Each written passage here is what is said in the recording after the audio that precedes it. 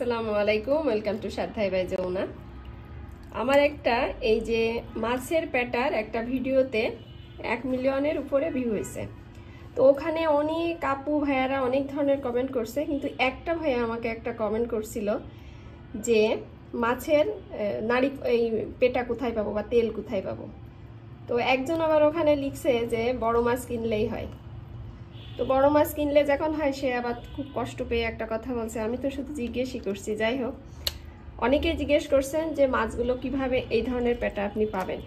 তো মাছের পেটা এরকম মাছ পাবেন তখন যখন আমার আসলে মাছটা কেটে নিয়ে আসে। সব সময় মাছটা কেটে নিয়ে আসে, তারপরেও যখন মাছ কাটছে তখন ওইটা কাটার পরে মনে হয়েছে যে এটা দেখানোর দরকার, সেই জন্য যে কত বড় ধরনের মাছে আপনি এরম ধরনের পেটা পাবেন। এইরম ধরনের বড় জ্যান্ত মাছ, একদম আস্ত জ্যান্ত মাছ যদি হয় তাহলে আপনি এরকম সুন্দর পেটা পাবেন। তার ভিতরে আপনার কোনো রকম, অনেক আপুদের একটা ধারণা যে তিতে হয়ে যাবে না।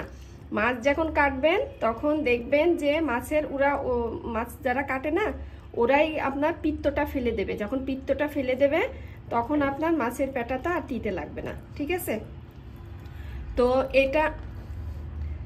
এটা হচ্ছে যে বড় মাছের থেকে পাবেন আপনারা একদম তাজা মাছ, যেটা তার থেকে এরকম সুন্দর পেটা পাবেন। আর এরকম সুন্দরভাবে প্রথমে পরিষ্কার করে নেবেন। দেখেন কোনো কিছু, এই ছোট ছোট যে নাড়িগুলো থাকে এখানে কিন্তু কিচ্ছু থাকে না। দেখেন আমি আপনাদেরকে দেখাই, কোনো কিছু ময়লা থাকে না, একদম ফ্রেশ থাকে।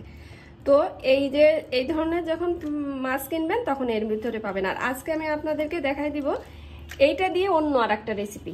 শুধু যে বেগুন দিয়ে না, অনেক ধরনভাবে রান্না করি আমি, অনেকভাবে রান্না করি আমি। সেদিন যে একটা জিনিস যেটা দিয়েছি সেটা হচ্ছে যে নতুন যারা নতুন প্রথম খাবেন তারা কিভাবে রান্না করলে তাদের খারাপ লাগবে না। আর আজকে আমি দেখাই দিব সব ধরনের, সবাই যারা সবসময় খান তারা কিভাবে খেতে পারবেন, সেটা আমি আপনাদের আর একটা রেসিপি আজকে দেখাই দেবো।